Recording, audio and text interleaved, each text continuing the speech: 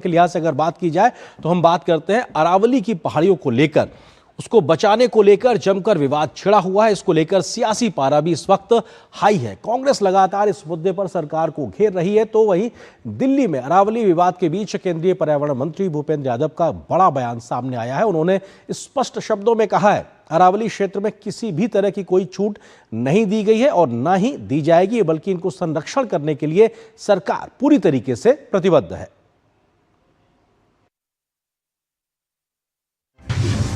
अरावली पर मचा घमासान, सरकार ने साफ की स्थिति, अरावली को लेकर हो रही भ्रम फैलाने की कोशिश, अरावली को हरा भरा रखने के लिए सरकार प्रतिबद्ध।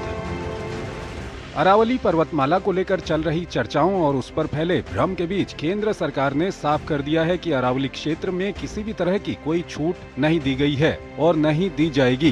केंद्रीय पर्यावरण, वन एवं जलवायु परिवर्तन मंत्री भूपेंद्र यादव ने डीडी न्यूज से खास बातचीत में साफ कहा कि अरावली को लेकर भ्रम फैलाने की कोशिश की जा रही है। भूपेंद्र यादव ने कहा कि सरकार ये सुनिश्चित करने के लिए पूरी तरह से प्रतिबद्ध है कि ये पर्वत श्रृंखलाएं हरी भरी रहें।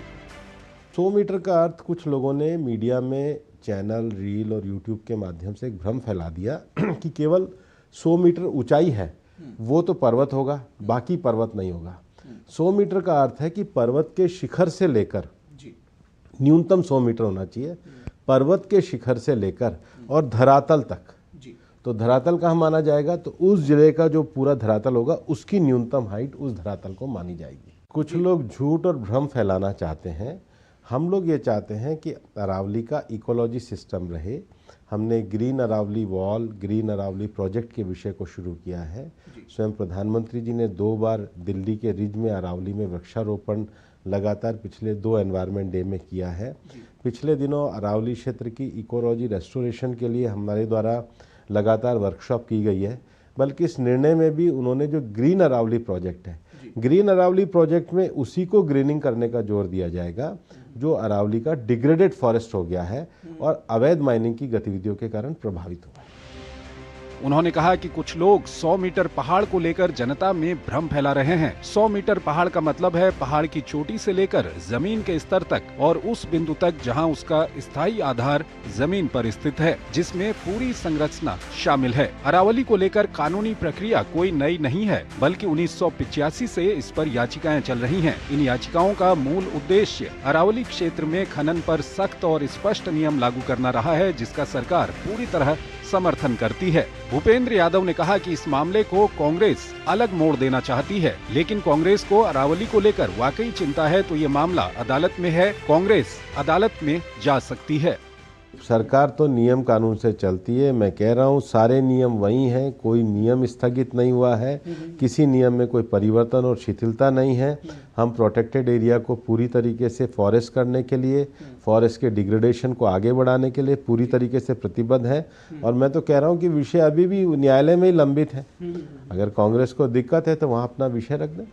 भूपेंद्र यादव ने कहा कि अरावली में माइनिंग पर सख्ती बरकरार है और नई परिभाषा के लागू होने के बाद अरावली का 90% से अधिक क्षेत्र संरक्षित क्षेत्र में आ चुका है। केंद्रीय मंत्री ने कहा कि सुप्रीम कोर्ट के निर्देशों से न केवल अवैध खनन पर लगाम लगेगी, बल्कि अरावली को नुकसान पहुंचाने वाली गतिविधियों पर भी सख्त रोक लगेगी।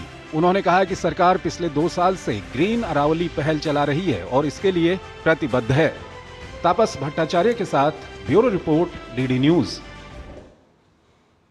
तो आपको बताते हैं कि आखिर किस प्रकार से ये पूरे अरावली पहाड़ी को लेकर प्रकार की पूरी विवाद चल रहा है, इसके मुख्य तथ्य क्या है, इसके मायने क्या है। अगर इसकी परिभाषा की बात की जाए तो कोई भी जमीन जो अपने आसपास के क्षेत्र से 100 मीटर या उससे अधिक ऊंची है तो उसको पहाड़ी माना जाएगा।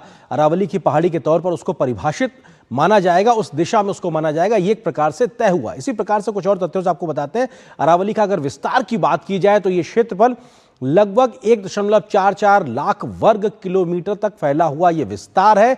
दिल्ली, राजस्थान, हरियाणा, गुजरात जैसे 4 राज्यों में ये अरावली पहाड़ियों का विस्तार फैला हुआ है। 4 राज्यों में, दिल्ली से लेकर गुजरात तक 39 जिलों में, यानी इन 4 राज्यों के 39 जिलों में इसका अरावली पहाड़ियों का विस्तार फैला हुआ अपने आप में एक बड़ा इकोलॉजिकल सिस्टम के तौर पे है। और 20 फॉरेस्ट रिजर्व इस पूरे अरावली क्षेत्र के अंतर्गत अधिसूचित है, जिसके तहत पूरे जो नियम कायदे होते हैं उनका अनुपालन किया जाता है। 4 टाइगर रिजर्व भी इन्हीं के अंतर्गत आते हैं, यानी आप इतना बड़ा क्षेत्र समझ सकते हैं, जो अपने आप में एक बहुत बड़ा एरिया पूरा होता है अरावली का विस्तार को लेकर। इसी तरीके से अगर बात की जाए अरावली मुद्दे पर सरकार ने क्या कुछ बातों को स्पष्ट किया। सरकार ने कहा है कि सुप्रीम कोर्ट ने समान परिभाषा तय करने को कहा था, जिसके बाद उस प्रक्रिया को आगे तय किया गया कि आखिर सभी राज्य, जो ये चारों राज्य हैं, वो ये एक समान प्रक्रिया के तहत परिभाषा को तय करें कि आखिर किस चीज को अरावली के पहाड़ माना जाएगा, क्योंकि अभी तक पिछली व्यवस्थाओं में इन चारों राज्यों में अलग अलग प्रकार की परिभाषाएं थी, जिसके चलते एक प्रकार से नियमों को अवहेलना होने का गुंजाइश रहती थी।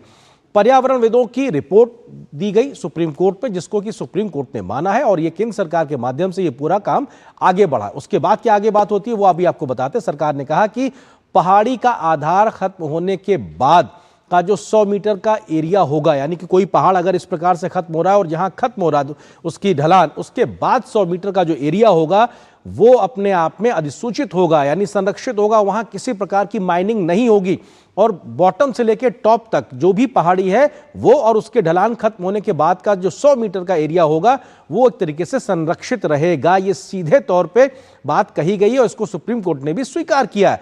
दो पहाड़ियों के बीच में अगर 500 मीटर की दूरी है, दो पहाड़ उनके बीच की दूरी अगर 500 मीटर है, तो ऐसे में वो दोनों पहाड़ और उनके बीच की वो 500 मीटर की दूरी, आधा किलोमीटर की दूरी, वो सारा कुछ संरक्षित रहेगा। वहां पे खनन नहीं हो सकता है। इस बात को भी स्वीकार किया गया, ये सरकार ने स्पष्ट किया इस बात को। इसी तरीके से जो नियम लागू किए गए इसके आधार पे अरावली का 90% से ज्यादा जो क्षेत्र है वो संरक्षित हो जाएगा और ये अपने आप में सीधे तौर पे दिखाता है कि सरकार जो संरक्षण की बात कर रही है उसको लेकर प्रतिबद्ध है। जल्दी से अगले तथ्य को आपको बताते हो किस प्रकार से 2% से भी कम इलाके में, जो पूरा अरावली का विस्तार है उसके 2% से भी कम इलाके में सीमित और नियंत्रित तरीके से खनन की अनुमति है, वो भी पट्टा दिया जाता है, तय किया जाता है, नियम होते, उस आधार पे ही खनन की प्रक्रिया होती है।